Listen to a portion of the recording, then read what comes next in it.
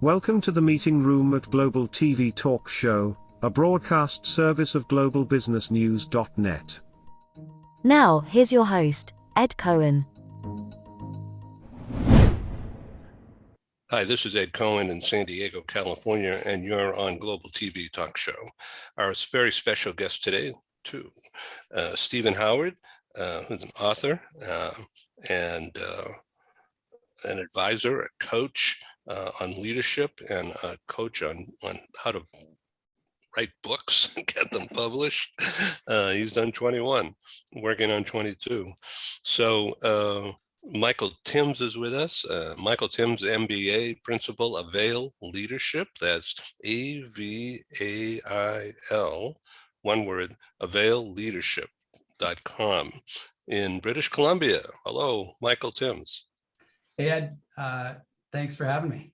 I'm really honored to have you. Our author series, if you will, goes by all these different names, but this series with Stephen Howard, he created the name Thrive XL. Stephen?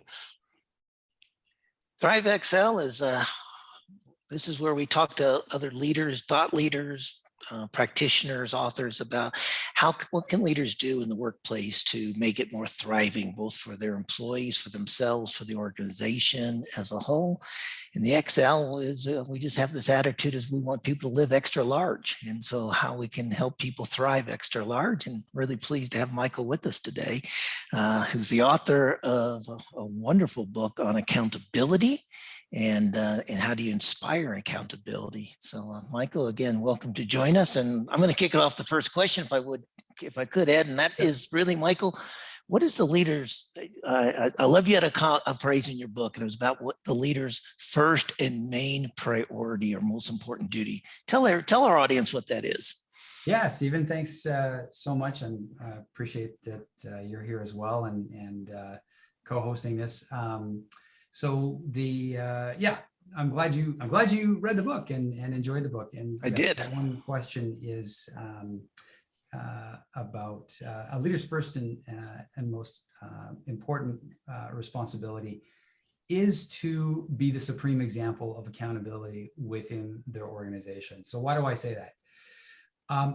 Because really, what are the behaviors that we're trying to get our employees to do? We're trying to get our employees to take initiative.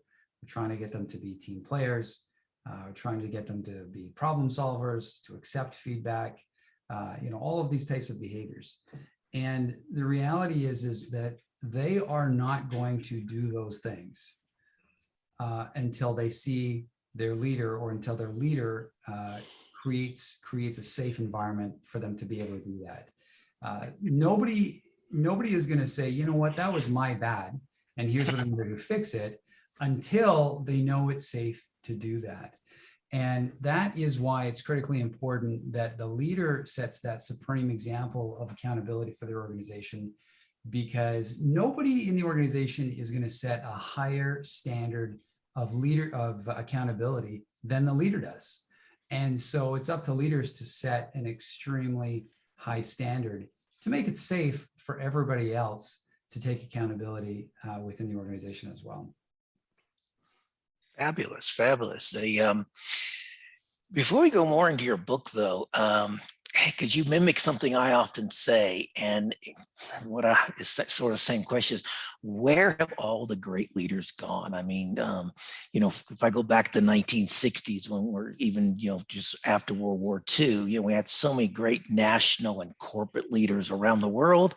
And today I look around and I personally just shake my head and just think, some people often ask me, who are the leaders you admire? Name the top 5, and I might get to 2 or 3 if I'm really lucky. Where have they gone? What's happened to leadership across the world these days?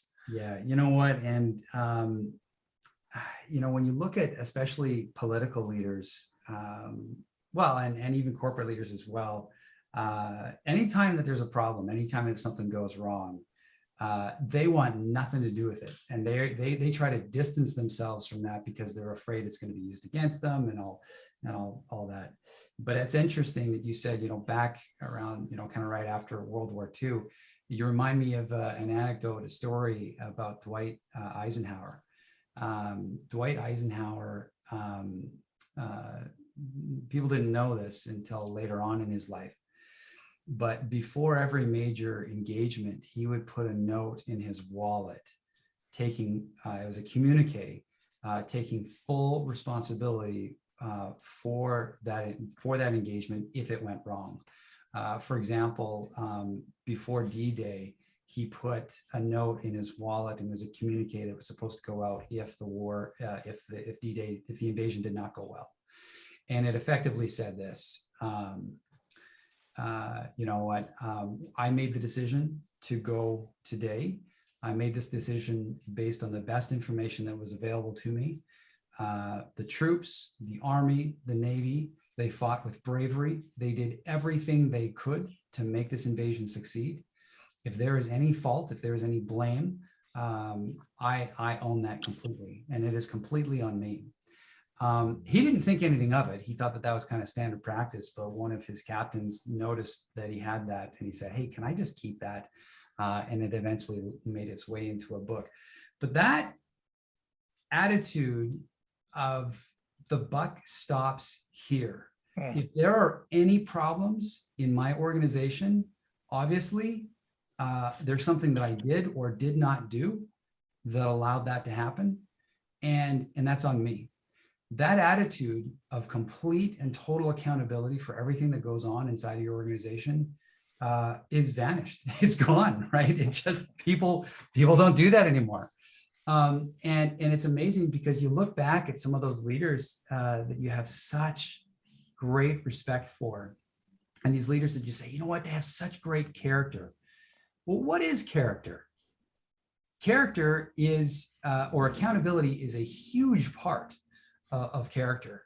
And it's that willingness to accept accountability, you know, when things go wrong. And it's the willingness to give the credit away when things go right.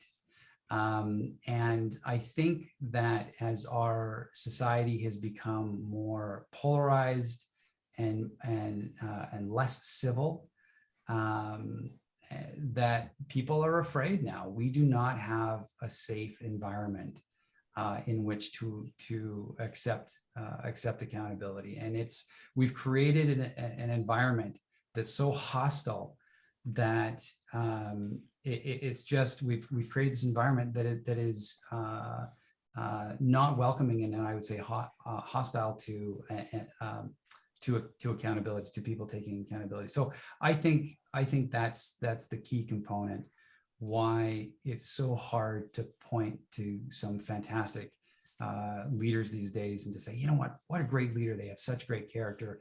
We just don't see that very much because of people's unwillingness to take accountability. We're speaking with Michael Timms, MBA Principal of Vail Leadership. He's based in Canada, in British Columbia. So could you hold up the book to the camera so people could see what it is? Yeah, the name of the book is How Leaders Can Inspire Accountability. So this example that you just gave of Eisenhower is one way of doing it. Exactly. That is right. And that's the key there. That's how you inspire accountability, right? It's through your own behavior. It's not how you bop people over the head and hold them accountable. This show is not political, but how would you recommend the gun manufacturers today to face this problem? Right. You know, I was thinking about that yesterday as I was driving, and I was wondering, the gun manufacturers, if the CEOs of these gun corporations, I wonder if the thought ever crosses their mind, what if that was my grandchild that was taken down by that? You know, it's got to take a really brave person. It's got to take a really brave CEO to be able to risk their job, to be able to say, we understand, we need to put some, we're not saying get rid of guns, but what we're saying is we have to regulate them. Put some regulations in place to keep them out of the hands of nutballs. and to keep these, automatic weapons that have only one purpose, and that's to kill human beings, to keep those off the streets. But it's going to take a really brave CEO to stand up to the board, to stand up to the shareholders and say, we have got to do something. I know it's going to hurt profitability, to a certain extent, but we're smart. We're going to be able to figure out ways to make up profit, but we have got to do something. So yeah, there you go. That's the thought that I had yesterday. Great. Okay, now the book. I wanted to ask, and this, you may have already touched on this, but I went by my head. So I'm going to ask a question. So please forgive me if I'm being repetitive. I'm going to read this. What should leaders do to help build accountability within their teams and outward? So they have to walk the talk, like your example of Eisenhower. Yeah, exactly. And, there are, so where I came up with this accountability framework is I actually started, I still do a lot of work in succession planning, and I work with organizations and to help them create a succession plan. Well, one of the very first things you got to do if you're creating a succession plan is you got to come up with a standard definition of leadership. And you need to make promotion decisions based on that standard. And so what I do is I work with focus groups, and both management, non-management focus groups.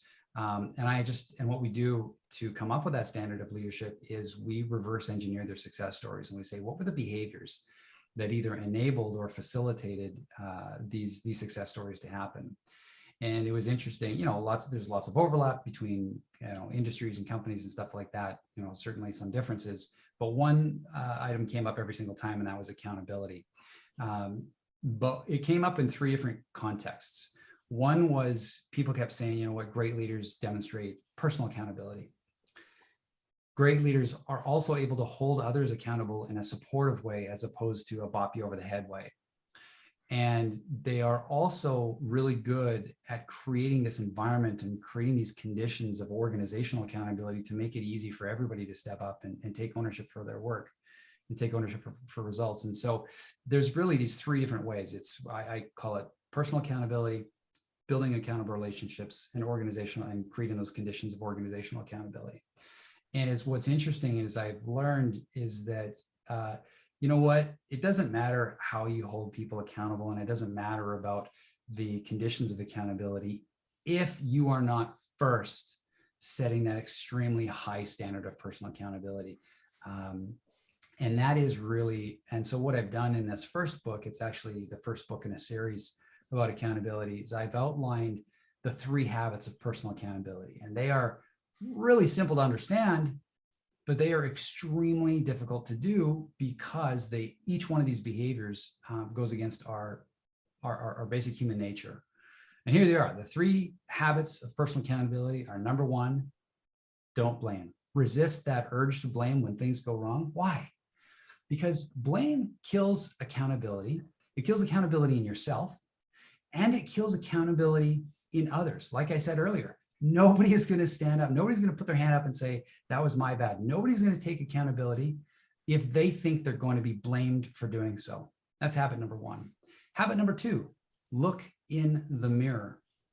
Acknowledge your part in problems. And that's one thing that leaders don't do nearly enough of. When things go wrong, they're pretty, we're all really good at finding the other, who did this? Why did this go wrong? And looking external.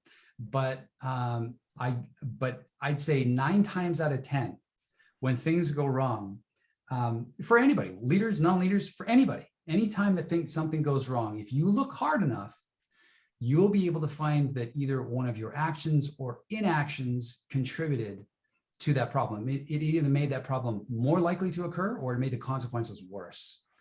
And so your job is to look in the mirror and say, what's my part in this? Because as you do that, it gives you power to create a better future for yourself, right? And then habit number 3 is to engineer the solution. Focus on fixing processes, not on fixing people. And that's really kind of having that systems approach mentality or that systems thinking mentality. And so those, you know what, it is kind of interesting that you can actually boil personal accountability down to 3 pretty simple habits to understand. And that's, and there you go. That's those are the 3 habits of personal accountability. Let me ask you to just enumerate those 3 again. Number 1. Don't blame. Okay. Number 2 Look in the mirror. and 3. Engineer the solution. Cool. Stephen? Sounds so simple. Why don't we do more of it? Well, I'll tell you, actually, Stephen, you know what, the reason why we don't do it, like I said earlier, we are hardwired to do the opposite. We're both psychologically and in some cases biologically hardwired to blame. We are hardwired to look to external factors for our problems. And we are hardwired to look for the person closest to the mess and blame them for it, instead of trying to fix the process to make the process better.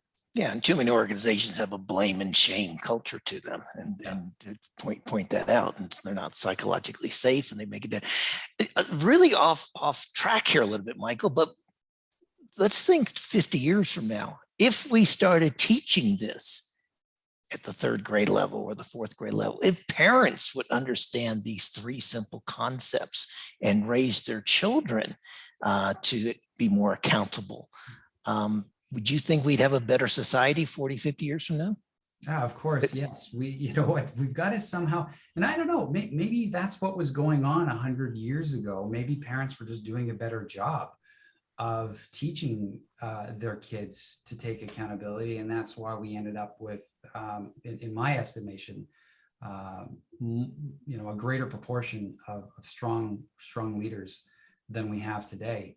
But I actually think it is, you know, today, it is the trend now. When things go wrong, blame it on your parents, blame it on the government, blame it on, you know, all of these other factors, and that's kind of in vogue today. Blame it on my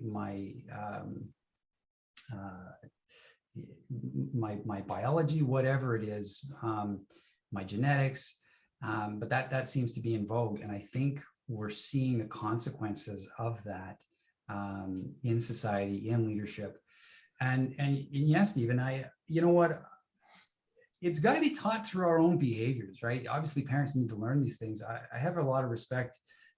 My brother-in-law, actually, I remember one time I asked him to do something and he didn't do it. And he said, "Oh, I just didn't have time." But then he corrected himself. He said, "I didn't make the time." Make time. Yeah, exactly. I didn't make the time to do that. And that was a shift. And he recognized that he was kind of slipping into that victim mentality. And he quickly pulled himself. He recognized, like, wait a minute, no.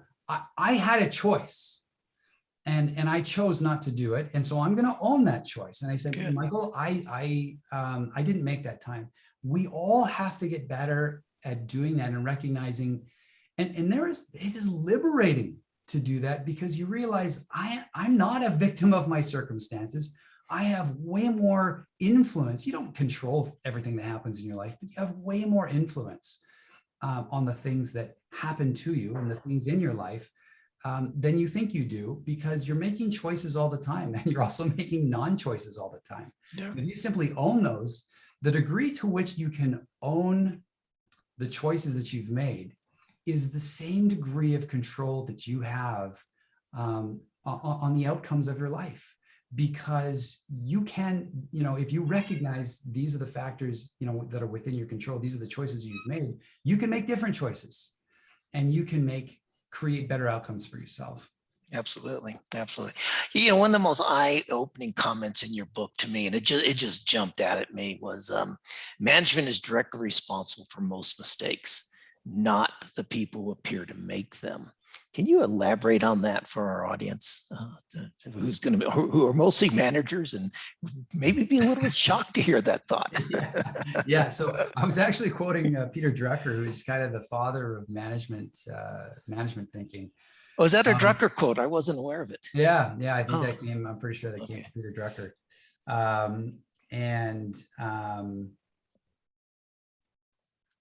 Now you got me thinking. Was it directly? It came from somebody else. It wasn't Okay. from me. But anyways, yeah. So it goes back to systems thinking, Mhm. and reality is,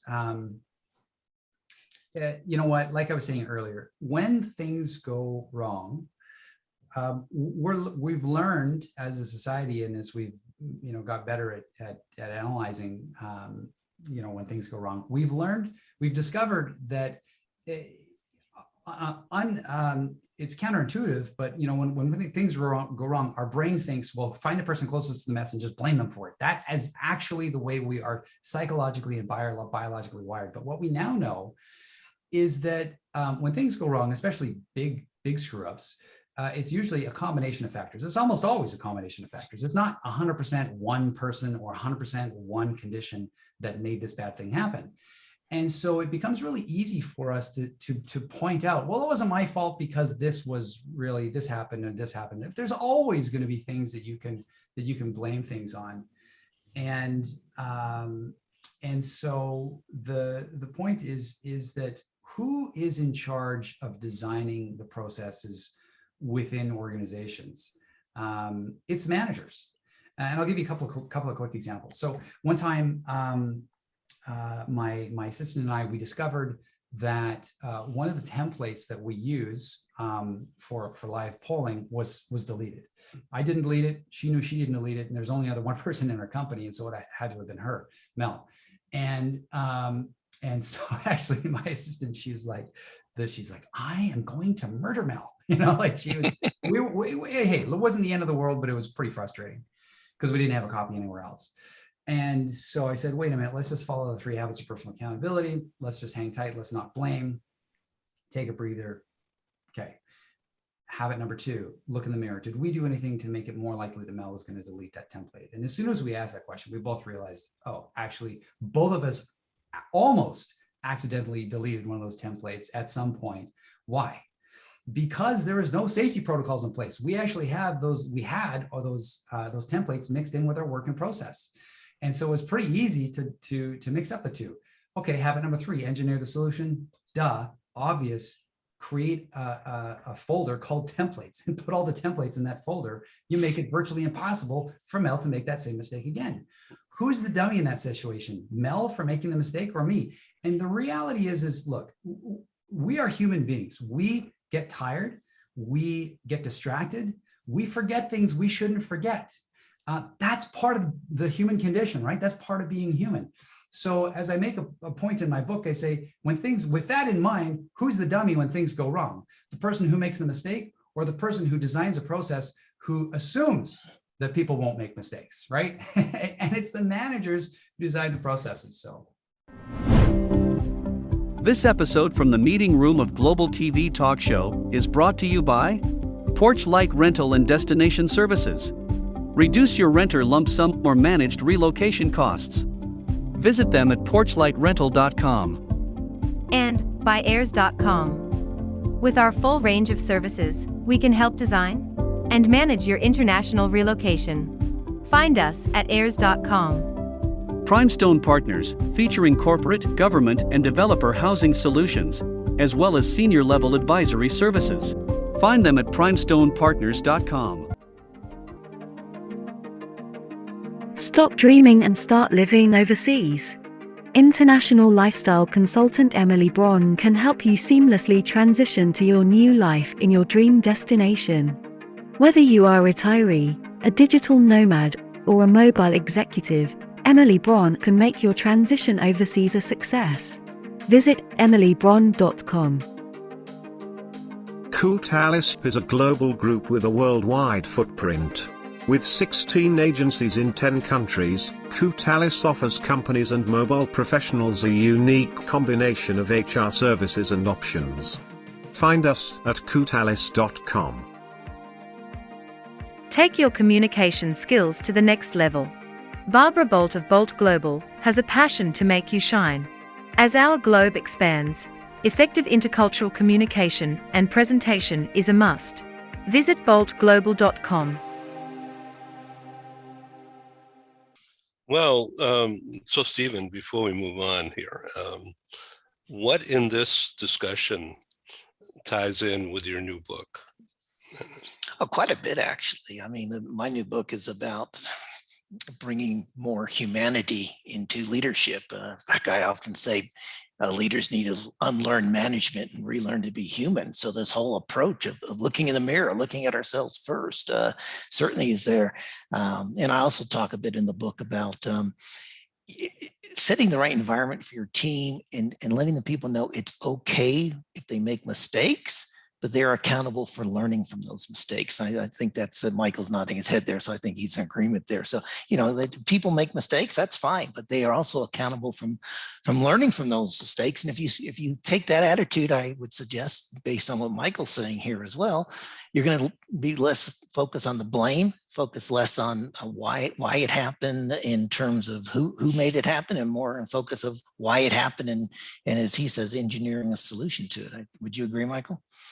Yeah, absolutely. And I would probably add even one more thing to that. I say that, you know what, when problems happen, when mistakes happen, there's really two things that we want employees to do. Obviously learn from that, but before they even do the learning, we need them to take accountability to mitigate the consequences as best they can, right? If there's going to be fallout, and we don't want other people to have to bear the consequences for our mistake. You know what, that's going to happen to a certain degree. So the very first thing we want to do is minimize the amount of pain that other people need to experience because of our mistakes. So mitigate the consequences as best you can, and then learn from those mistakes. But nobody is going to learn from mistakes if there are really negative consequences from admitting a mistake. And that was actually one of I cited a study in my book by Amy Edmondson, who's done a lot of research, especially in hospitals. There's one study actually where she was surprised at the findings. She did these leadership assessments to find out who are the best leaders, and then she compared that with how many errors were reported in that medical unit. And she was surprised to discover that the units that had the best leaders also had the highest error report rate. And she's like, that doesn't make sense. You would assume that better leaders would have fewer mistakes. But what she discovered is that it was the better leaders, the mistakes were happening. Right. They were just underreported. They were underreported in the units that had the poor leaders because everybody was afraid to admit a mistake. And it was obviously, you know, admitting the mistake and acknowledging that, creating that safe environment obviously led to better outcomes in the future. So anyways, yeah, so I'd agree with you about learning about mistakes for sure. Yeah. So to what extent, this is kind of an off the wall question, obviously unrehearsed, but the CEO didn't come in and say, here's what to do. It seems to me from listening here, and I'm an outsider, I'm not in the management business, but it seems like the CEO was smart to lay back and let you handle it. I just stay out. I didn't even know about it, or whatever. It seems like your people, your team took care of the situation and learned from it. Which situation are you referring to? Blame, you know, fixing the. Just in general, maybe. Just in general. You go in and help people identify those situations and that culture and point it out to them. Yeah, absolutely. And you know what, actually, it's interesting. It's interesting that one of the things that I do is when I work with, I actually don't do coaching. I don't do one-on-one coaching. I mostly work with executive teams, senior management teams, and teach them these principles. And one of the things that I do is the very first time that I meet with them and I teach them about this principle of don't blaming, I give them a week between the next time that I meet with them. And I say, in this week, I want you to pay attention to how often you blame. And then I come back and ask them, I said, were you surprised how often you were tempted to blame, or you actually did blame somebody in that week? And the vast majority of people are like, yeah, you know what? I was surprised how often I went to that blame blame place.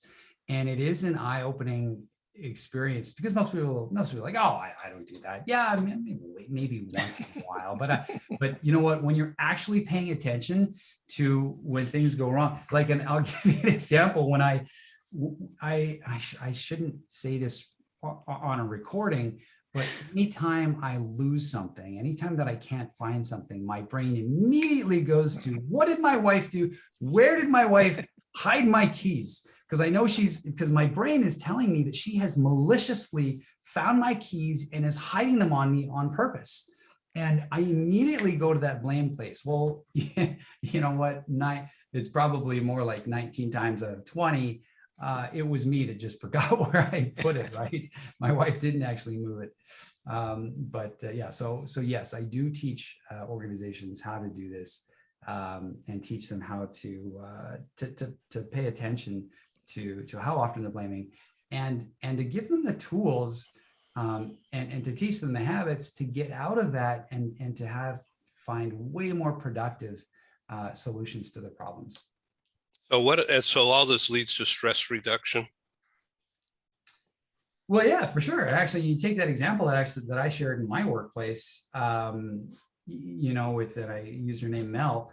My assistant, Carrie, before we walk through the 3 habits of personal accountability, I'll tell you what was going to happen.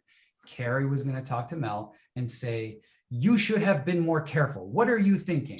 Mel would have felt like an idiot. She would have recognized, yeah, or Mel would have said, you can't prove that it was me that deleted that, you know, and we would have either had a fight or Mel would have felt like totally deflated and like, I suck, you know, like I maybe this isn't the place for me. Maybe I'm not cut out for this, whatever. And that would have been a really, really crappy conversation. But that conversation never happened because we looked in the mirror and we realized we are the architects of that mistake. We enabled that mistake to happen. And so the conversation simply was Carrie telling Mel, hey, just a heads up, we have now created a folder. We've put all the templates in that folder. Just want to give you a heads up. That's how that conversation went. We never had to have that blame and shame conversation because we decided to follow the 3 habits of personal accountability. So Stephen, all of this says, again, I'm an outsider, Michael, but my takeaway is that what Stephen has been preaching for 2 years on our programs about the mindset makes better decisions, and all that leads to less stress, and managers don't manage people. Yeah. Well, I mean, it is very similar. And my analogy view, it's somewhat is that what Michael's talking about here a little bit is that when you go to that blame place, you're reacting, and that's your amygdala taking over the emotional center of your brain, and and now you're starting to cast aspersions, start to as he said, blame other people, don't accept responsibility, don't look inward. So, and you know, my phrase I always say is become a first responder, learn to respond, not to react to situations. So in this situation, Michael, do you have anywhere from 1 to 3 quick tips for people of how to pause and not go to that blame place, as you called it, and yeah, just a couple tips on what people can do so they stop themselves from being emotionally hijacked and going to that blame place. Yeah, and I think actually step 1 is what you just pointed out, in that realizing what's going on inside of your brain, and realizing that, and as a matter of fact, and we've discovered this, or scientists have discovered this, that anytime we witness a negative event, in fact, our brain is actually asking our amygdala for an answer. Why did that bad thing happen? Well, our amygdala can come up with answers really quick, but the only answer it can come up with is because that person's an idiot. That's why that bad thing happened. When we witness good things, it actually, our brain asks our frontal cortex to process that and to come up with an explanation. But that takes a long time, and for whatever reason, our frontal cortex rarely concludes. It usually concludes that good things happen by fluke, not because people are good. And so it's important, I think, what you said, Stephen, step one is to realize, hey, when we go to blame, we have to recognize that message is coming from my amygdala. Okay. Don't let my amygdala run my life, because that's usually going to produce bad outcomes. Step number two is to realize we are all learning. We are all still learning. We all make mistakes. We are all human beings. And to give other people the benefit of the doubt and say, look, let's use this as a learning experience. But the other, I find the most powerful way to prevent blame is to ask this question: where did the process break down? Where did the process break down? And say, instead of who did this, because that's what you want to ask. Who did this? Instead of asking who did this, ask where did the process break down? And when you ask that question, what you're doing is you're tapping directly into people's frontal cortex, and they actually kind of have to lean in. They have to think, oh yeah, okay, where did the process break down? Where did things go wrong here? And as they're in that kind of a state of mind, they're far more likely to say, you know what, this could have been better, this could have been better, and you know what, I probably should have been more careful. I probably shouldn't have done that, right? They're probably going to be more in a frame of mind to do that. Whereas if you say, who did this?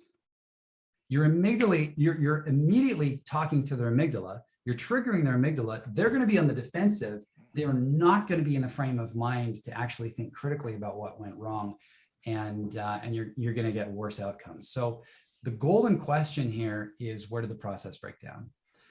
Great advice. That's great advice, because that takes it depersonalizes it immediately, and that gets you out of that blame and shame mentality. That's great advice.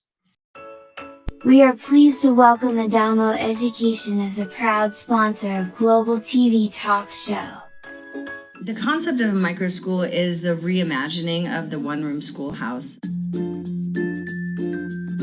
My name is Tamara Becker. I'm the president and CEO of Adamo Education. The micro school concept really does not just lend itself to the personalization and the customization of learning, but also the social development and fostering that sense of love for learning. Unlike what we see in traditional brick and mortar schools, we have multiple grade levels in the same learning space. Students can be enriched by the socialization that they get, as well as the academic support from peers. What differentiates Adamo is the fact that we are taking the best pieces of brick and mortar, of digital, and then at-home learning. Students here can come 5 days a week. They can come 4 hours a day. It will really just depend on what is best for the student and for the parent. To enroll, just reach out via phone, text, or email, and we'll have that personalized conversation, and we'll be able to get you all set. Check us out at adamoeducation.org. Become a global player in your field. Cross Culture to Go provides virtual support for your global business and career success. We can help you thrive in 140 plus countries and markets. On the web at crossculturetogo.com. So, Michael, what kind of message would you like to give to all the people who quit their jobs? So quit their jobs. You know what? Honestly, I think there's a lot of different ideas about why people are quitting. The Great Resignation, what's going on there. I think it ties directly into that first question that Stephen asked. Where have all the great leaders gone? And I think people are saying, you know what? First of all, I have far more bargaining power now. No longer is it the corporations that have all the bargaining power and they can hire and fire me at will. I have the bargaining power now. And I think people are saying, I don't have to tolerate a crappy boss anymore. And I don't have to tolerate an environment where, a blame and shame environment. And if you are going to, make it a blame and shame environment, if I don't feel safe, I'm going to find somewhere that I hope is a safer environment. And I think that's what's fueling the Great Resignation. That it's a matter of people saying, I don't have to put up with people who don't take their leadership position seriously. And I'm going to find, I think I can find something better. And what's wrong with this company? Why would the company hire this jerk? You know, He's Ed, produced results, unfortunately. Ed, that is a great question, and I think what you're begging the question: where did we get all these crappy leaders from? If you want, I don't know how much time we have, but I'll give you a quick All the time you want. This is great. I'll give you a 30-second answer here. Why do we have crappy leaders? Because what is the promotion criteria in your organization? Yep. What is the promotion criteria? It is this. It's basically, you know what, who gets the results, and we're going to put them in a leadership position, right? And we don't really care how they get those results. They just get those results, and we're gonna promote them. When in fact, that's not really a good promotion criteria, and that actually, and in fact, you know, what often happens, and I call it the leadership paradox. This is kind of interesting. The qualities that get us promoted, a lot of them are actually the precise opposite qualities that make for a good leader. What gets us promoted is we have all the answers. We are confident. We speak the most. We are white and we're tall. You know, these are the things that get people promoted, and male, by the way.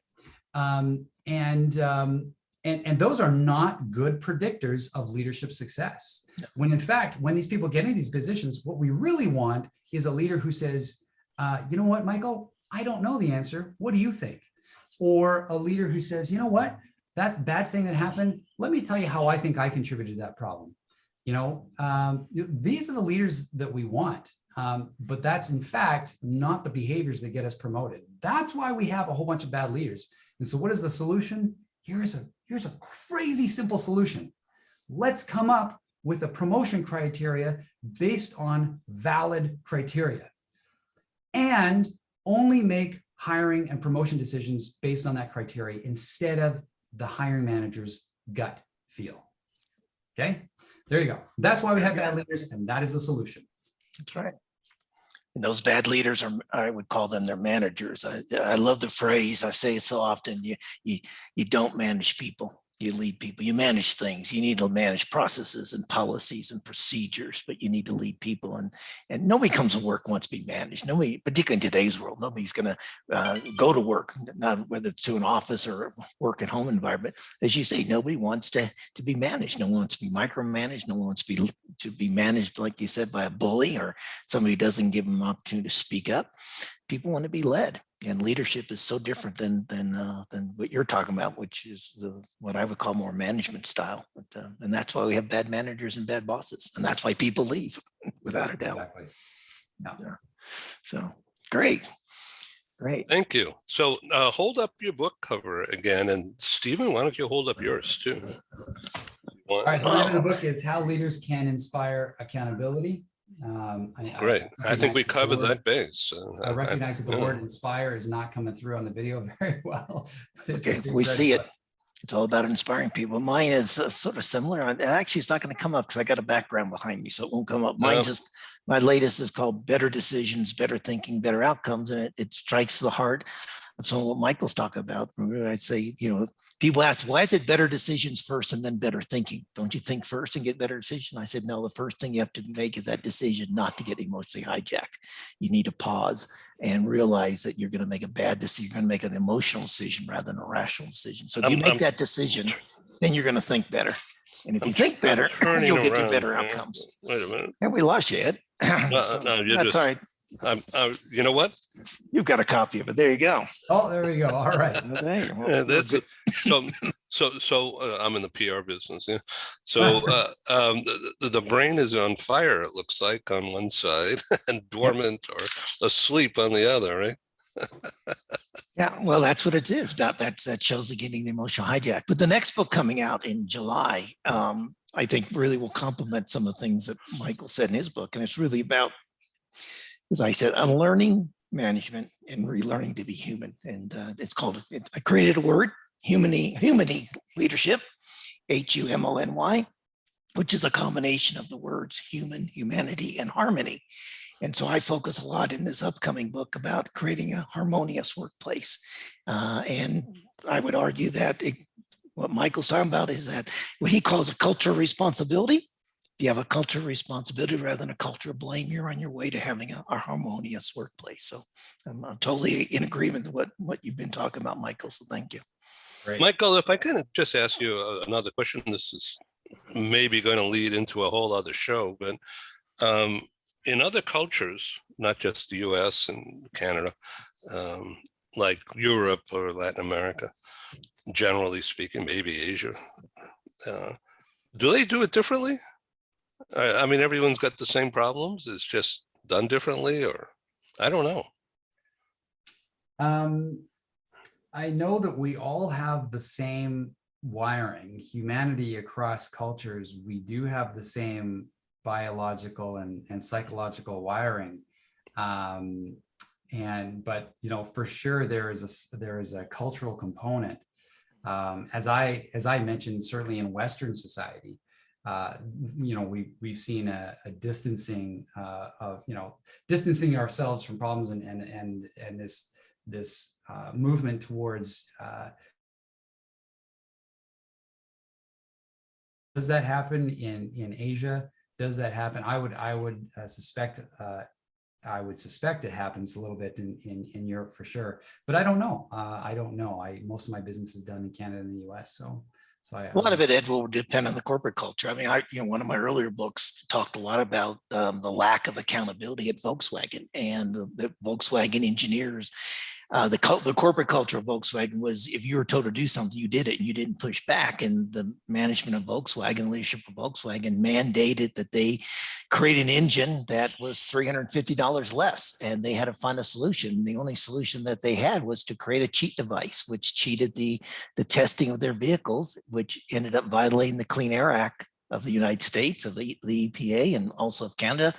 And it's cost Volkswagen, last time I calculated, like $33 billion US, and 5 executives so far have served jail in different countries. So there was no accountability in the Volkswagen corporate culture.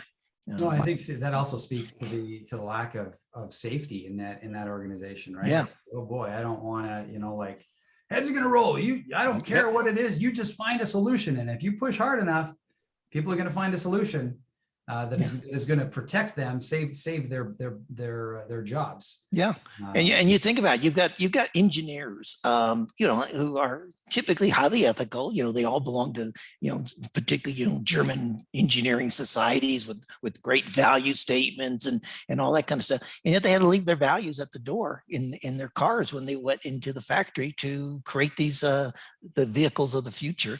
And you know, you remember Volkswagen ran those campaigns, clean diesel. And there was nothing clean about the diesel. They just, you know, like, one of the reasons they paid huge penalties was for their advertising campaign. But, you know, there was no accountability, and the values of the corporation were such that you couldn't speak up. It was not psychologically safe at that time. And it's cost them billions and billions. And I actually, there was the executive team at Volkswagen who actually, when it first was exposed by the EPA quietly to them that they had an issue, their attitude was, okay, this will cost us maybe $100 per vehicle.